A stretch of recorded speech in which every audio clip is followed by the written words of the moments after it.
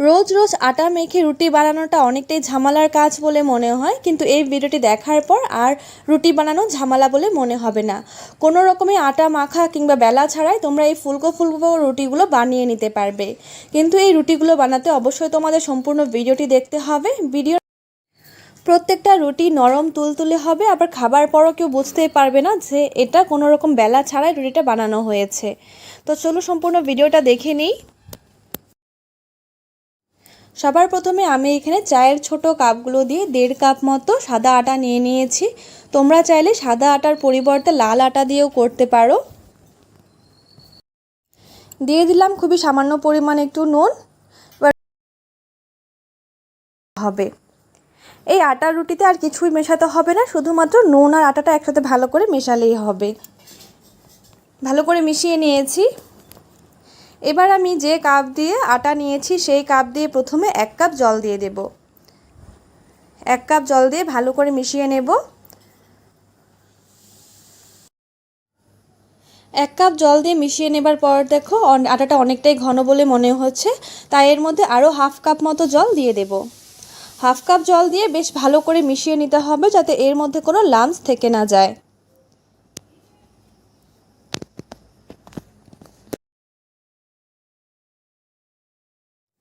আটাটাকে বেশ ভালো করে কিছুক্ষণ ফেটিয়ে নিয়েছি। উপরে দেখো একটু ঝাঁক টাইপের তৈরি হয়েছে, তোমরা দেখে বুঝতেই পারছো। যত বেশি ফেটাবে ততই ভালো ফুলকো ফুলকো রুটি তৈরি হবে। তোমরা চাইলে এই প্রসেসটা যদি হাতে সময় না থাকে সেক্ষেত্রে তোমরা এটা মিক্সার জারও করে নিতে পারো, কিংবা কিছুক্ষণ এমনি এটাকে ব্যাটারটাকে বানিয়ে রেখেও দিতে পারো।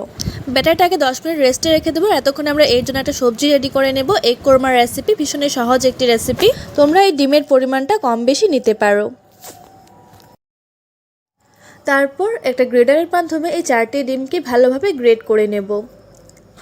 এই রেসিপিটি তোমরা একবার হলেও ট্রাই করে দেখতে পারো, যেমন সহজ তেমনি সুস্বাদু হয় খেতে। ছোট থেকে বড় সবাই কিন্তু খেতে খুব ভালোবাসবে। 4টি ডিমকে ভালোভাবে গ্রেড করে নিতে হবে।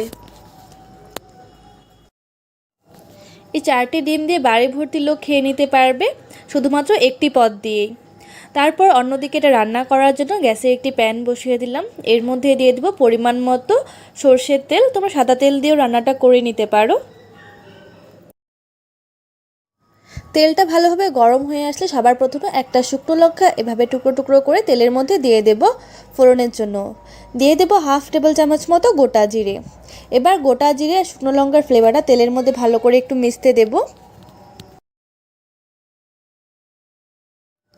তারপর এর মধ্যে দিয়ে দেব 2টো মাঝারি মাপের পেঁয়াজ কুচি। সাথে সাথে দিয়ে দেব একটা মাঝারি মাপের আলু, এভাবে ছোটো ছোটো টুকরো করে কেটে নিয়েছি, যাতে সেদ্ধ হতে খুবই কম সময় লাগে। তোমরা চাইলে এই রেসিপির মধ্যে সেদ্ধ আলুও ব্যবহার করতে পারো। এবার এই পেঁয়াজের আলুটাকে একসাথে ভালো করে ভেজে নিতে হবে।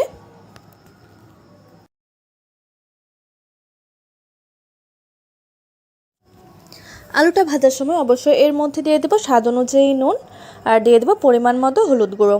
এবার এই হলুদ গুঁড়ো আর নুনটাকে দিয়ে ভালোভাবে ভেজে নেব প্রায় 2 থেকে 3 মিনিট মতো।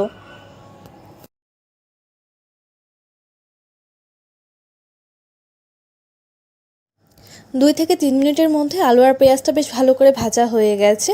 তোমরা দেখতেই পারছো এর কোয়ান্টিটিটা অনেকটাই কমে গেছে। এবার এর মধ্যে দিয়ে দেবো 2টো মাঝারি মাপের টমেটো কুচি।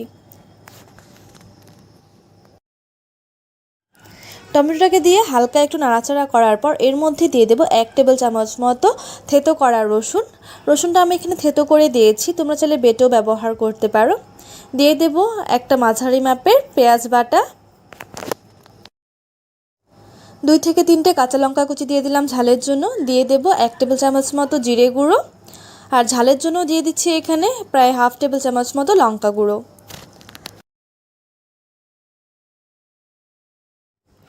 তারপর এই সব উপকরণগুলোকে ভালোভাবে কষিয়ে নিতে হবে প্রায় 4 থেকে 5 মিনিট মতো। এর মধ্যে আমি কোনো জল ব্যবহার করব না, যেহেতু টমেটোর মধ্যে অনেকটাই জল রয়েছে, সেই জল দিয়ে মশলাটাকে ভালোভাবে ভাজা হয়ে যাবে।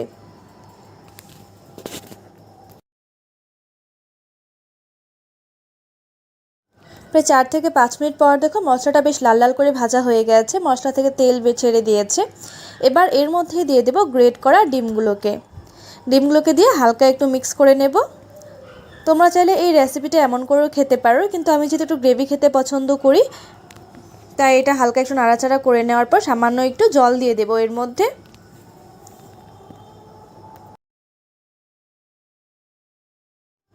জলটাকে দিয়ে এবার 10 মিনিট মতো মিডিয়াম ফ্লেমে এটাকে ভালো করে ফুটিয়ে নিতে হবে।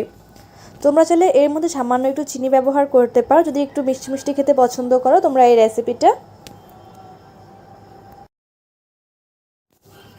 10 মিনিট পর দেখো ঝোলটা একদম পুরোপুরি শুকিয়ে গেছে। এবার এই পর্যায়ে আমরা এর মধ্যে সামান্য একটু গরম মশলা গুঁড়ো দিয়ে দেব। তোমরা চাইলে এর মধ্যে ধনেপাতাটাও ব্যবহার করতে পারো যদি তোমাদের ভালো লাগে ধনেপাতার ফ্লেভারটা। ধনেপাতা কিংবা গরম মশলা গুঁড়ো ছড়িয়ে নামিয়ে নিলে কিন্তু তৈরি হয়ে যাবে আমাদের ডিমের কোরমার রেসিপি। তোমাদের এই রেসিপিটি কেমন লাগলো অবশ্যই আমাকে কমেন্টস করে জানিও। ভালো লাগলে চ্যানেলটিকে সাবস্ক্রাইব করে ভিডিওটিতে একটি লাইক করে ভালো করে মিশিয়ে নেওয়ার পর দেখো ব্যাটারটা কনসিস্টেন্সি তোমরা দেখে বুঝতেই পারছো 1.5 কাপ আটার মধ্যে 1.5 কাপ পরিমাণ জল লেগেছে। তার মানে আটা আর জলের পরিমাণটা সমান সমান নিয়েছি আমি এখানে। তারপর এই মিশ্রণটা একটা কাপের মধ্যে ঢেলে নেব। এই আটার মিশ্রণটা কিন্তু খুব বেশি পাতলা কিংবা ঘন হলেও রুটিগুলো ফুলকো তৈরি হবে না, তাই অবশ্যই এই আটার মিশ্রণের দিকেটা ভালো করে লক্ষ্য রাখতে হবে। আটা এবং জলের পরিমাণটা সমপরিমাণ হতে হবে, একটু কম বেশি হতে পারে কিন্তু একদমই কিন্তু ডিফারেন্সটা বেশি হবে না জল আর আটার। তারপর এই রুটিগুলো বানাতে আমি এখানে ননস্টিকের প্যান ব্যবহার করছি। তোমরা যে কোনো তৈলাক্ত প্যান হোক কিংবা তাওয়ার মধ্যেও কিন্তু এই রুটিগুলো বানিয়ে নিতে পারো। কিন্তু সবার প্রথমে খুবই সামান্য পরিমাণে একটু তেল ব্রাশ করে নিলাম, খুবই সামান্য পরিমাণ তেলটা ব্রাশ করে আবার মুছে নিলাম যাতে এর মধ্যে কোনো এক্সট্রা তেল থেকে না যায়। এই প্রসেসটি অবশ্যই লক্ষ্য রাখতে হবে, তেল থাকলে কিন্তু রুটিগুলো ফুলবে না, তাই তেল যেন না থাকে। ভালো করে তাওয়াটা হালকা একটু গরম করে নেব, খুব বেশি নয়। হালকা গরম হয়ে যাবার পর আটার মিশ্রণটা এর মধ্যে দিয়ে দেব। তোমরা রুটিগুলো ঠিক কতটা বড় করে বানাতে চাও সেই অনুযায়ী এই মিশ্রণটা দিতে হবে এখানে। আমি একটু ছোট ছোট করেই বানাবো। এবার হালকা হাতে একটা হাতা বা চামচের মাধ্যমে একটু ছড়িয়ে দেব, খুব বেশি প্রেস করে ছড়াবে না, হালকা হাতে। এই সময় গ্যাসের ফ্লেমটা অবশ্যই লো করে রাখবে, হাই করে রাখলে কিন্তু এর উপরে ছিদ্র তৈরি হয়ে যাবে, সেক্ষেত্রে রুটিগুলো ফুলবে না। তাই যখন এই ব্যাটারটা তাওয়ার মধ্যে দেবে তখন কিন্তু অবশ্যই গ্যাসের ফ্লেম একদম পুরো লো করে রাখতে হবে যাতে এই ব্যাটারের উপর কোনো ছিদ্র তৈরি না হয়। রুটির এক পাশ যখন পুরোপুরি শুকিয়ে যাবে তখন আমরা রুটিটাকে উল্টে দেব। উল্টে এই পিঠটাকে হতে দেব আরও 1 মিনিট মতো। এই সময় গ্যাসের ফ্লেমটা হাই করে দেব, মিডিয়াম টু হাই করে কিছুক্ষণ ছেঁকে নেব। ছেঁকে নেওয়ার পর এভাবে চেপে চেপে রুটিটাকে ভেজে নিতে হবে। কিছুক্ষণ পরেই দেখবে রুটিটা একদম পুরো বলের মতো ফুলকো ফুলকো তৈরি হবে, একটু চেপে চেপে তৈরি করতে হবে। তো তোমাদের এই রেসিপিটা কেমন লাগলো অবশ্যই আমাকে কমেন্টস করে জানিও। ভালো লাগলে চ্যানেলটিকে সাবস্ক্রাইব করে ভিডিওটিতে একটি লাইক করে দিও। আমি তোমাদেরকে আরেকটা রুটি ভেজে দেখিয়ে দিচ্ছি। প্রত্যেকটা রুটি নরম তুলতুলে এবং সফট তৈরি হবে।